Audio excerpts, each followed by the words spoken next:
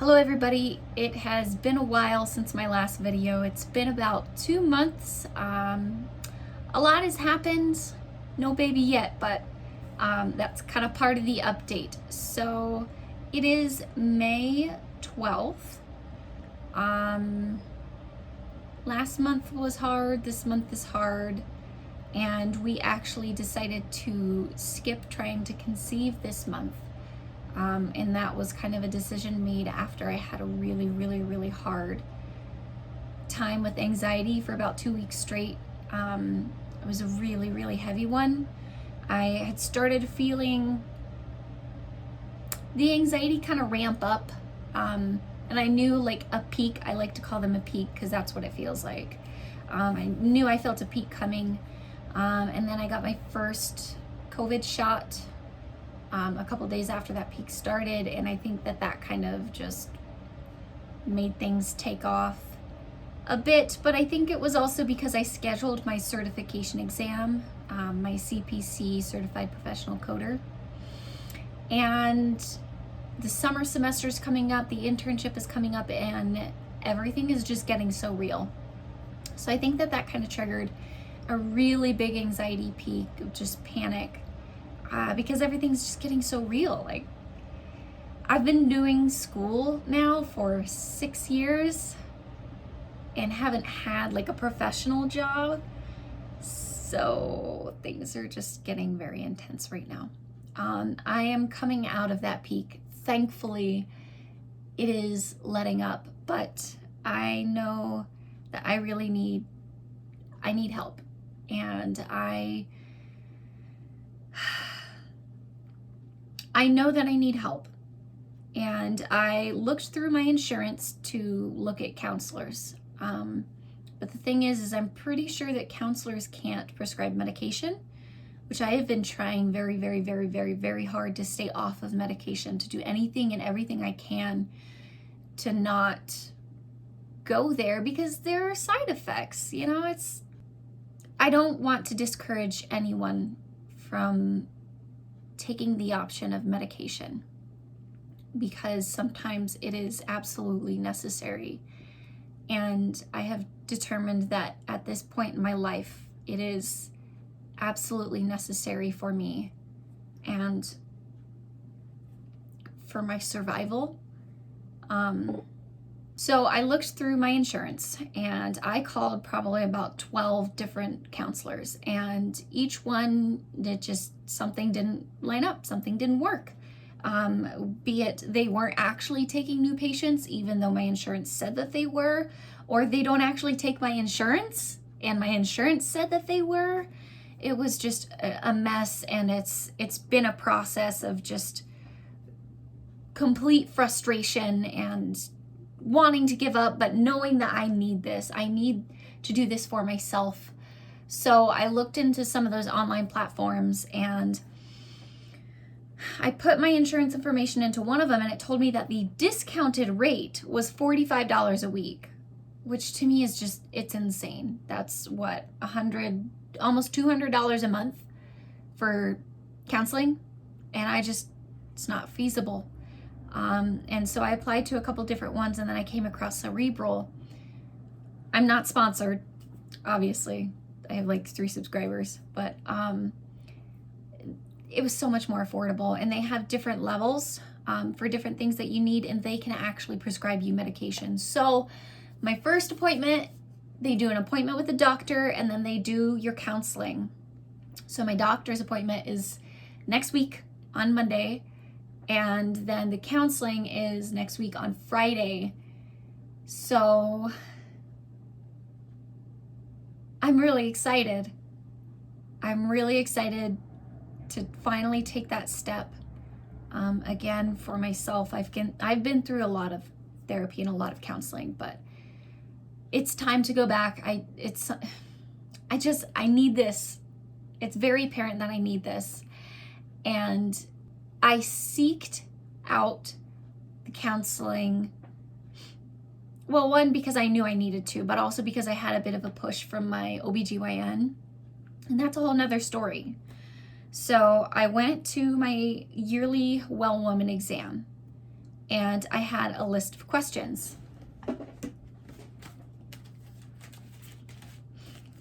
Here's my list. It looks kind of crazy, but it's a small notebook, and it's just kind of notes and questions. And I told my doctor, oh, I have a whole list of questions for you. And she said something along the lines of, oh, well, I don't know if I'm going to be able to get to all of them today, which was already really felt like it was shutting me down and just did not feel good. So I rushed through them and I asked my questions, and I brought up how much anxiety I have, and I have anxiety about having anxiety. And I said, I know that there's like not much you can do, but I just wanted to talk about it. I just wanted to have it part of the conversation, because I think that it's really important for your doctor to be on the same page and know the whole picture of everything. And she said, do you have a behavioral health provider or anything? And I said, no, I don't. She said, you need to get on that. And she's a very bold lady. She's going to tell you exactly what she thinks. And she said, you need to at least get that ball rolling. You're trying to conceive right now. We need to get that ball rolling. And I brought up medication. I said, I know that some are completely unsafe for pregnancy, and I know that some are safe for pregnancy. I did a little looking into it, and the one that I had used is one of the safe ones for pregnancy. But of course, there's always a little bit of risk. And she said, what matters most is that you are healthy, that you are taking care of yourself. That is the priority. And I think that's pretty much what I already knew. She said what I already knew, that you have to weigh the risks and benefits. I recently heard news of somebody that I knew who was trying to seek out therapy and was doing therapy, took their own life recently. And I think it just it hit home that I'm afraid that if this anxiety got much worse, that I'm afraid of getting to that point. And I think that kind of speaks to my will to live, that I really believe that there are options, that there are things to prevent me from getting to that point. But I feel that I need to acknowledge that that point is real, and I need to protect myself from that, because mental health issues are real and they're a disease, and sometimes we need medication to fight against it. And I've heard all the things that you just need a creative outlet, you just need to do this, you just need to do that. And sometimes that can feel really, really diminishing. I think that all the avenues should be explored. And I think that it is very important to not only rely on medication, you need all of the other healthy coping mechanisms. You need those tools alongside anything else you do. I think that those are foundational, and the mindsets and your confidence in yourself is very much foundational. I don't think that one can just be on medication and that is the end all be all. But I do think that you have to give yourself permission to fight for yourself. And my decision to get back on medication is me fighting for myself, because I know I have a future. I know I can get out of this. I just need a little extra help in this point in my life. My goal is to hopefully get to a better spot in life where things aren't as, I don't want to say it, but I guess triggering of this anxiety. My goal is to come back off of the medication at some point. But I have to admit when I need help.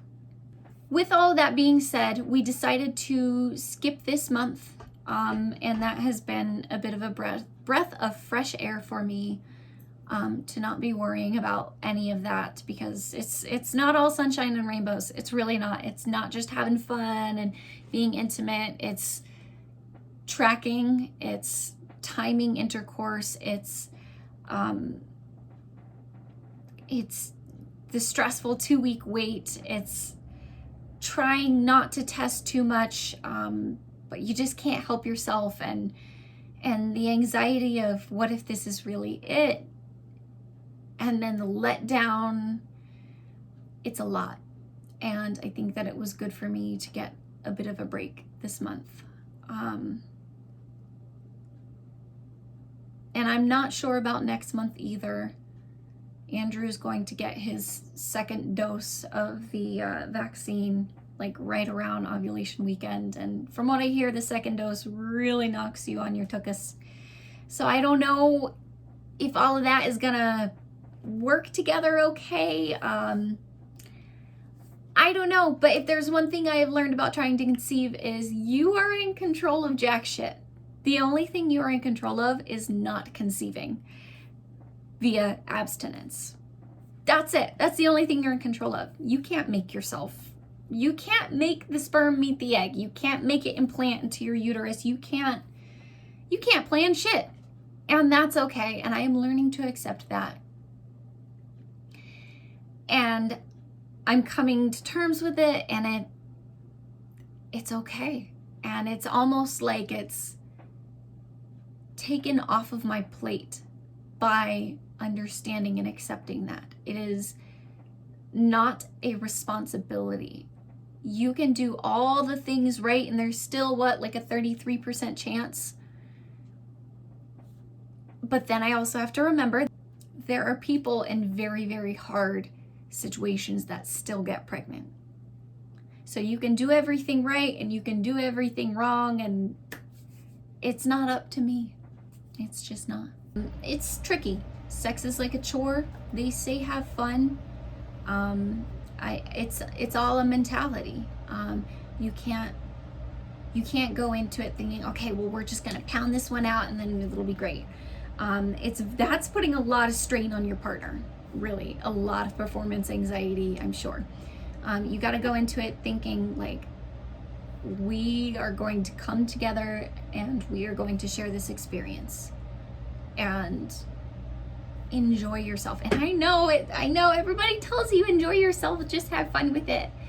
But I think it's so important to, oh, my eye is twitching. I think it's so important to go into it together, to try not to put that strain and that pressure on the event, and think of it more as a bonding experience. And it's a lot easier in the beginning, when you're full of hope, and the longer it takes, the more anxiety it kind of puts on you. I would say I'm trying not to chart too much too. In the beginning, I'm sure you guys all saw this thing right here. Yeah. And I chart on the app and everything, but I've kind of slowed down on that, and I have the luxury. I understand I have the luxury of slowing down on my charting and everything because I have a very, very, very regular period cycle. So it's predictable. It's predictable for me. I don't have to start testing from like day 6 in the cycle or anything. I'm getting to know my cycle. So for me, it's a little easier to track less. One of the things that Andrew felt strongly about is he didn't want to tell a whole bunch of people that we were trying to conceive because, you know, if it takes a long time, they're going to be wondering, oh, well, is it now? Is it now? And it kind of hurts to tell them no, and to, like, I guess disappoint people. I don't know, but I've told quite a few people that we are trying to conceive. And I think that for me, it comes down to I'm a person that really needs support, and that really needs understanding. And if that is something that is important to you, I think that hiding is not a good thing. if you can't tell, I'm a pretty forward, open book person. I genuinely think that life is meant to be shared with people. So that's kind of an update on where we are. It is May. We skipped this cycle. I'm not sure about the next cycle. I am about to take my certification exam in 2 weeks, and then after that, I start the summer semester and I start my internship. So I'm hoping to kind of ease into that and feel stable, because that's all I want, is just stability. And I'm trying to invest faith in myself and grow my trust in myself and know that I will handle whatever comes my way. I've also been reading this book right here, and I am only about a third the way in, but I really like it, and I think that it's helping and it's giving me a bit of a different perspective. But we'll see how these appointments go. We'll see what happens with medication, and that's all I have. All I have is just, we'll see. Thanks for watching, and thank you for being here. And I hope that this helped someone.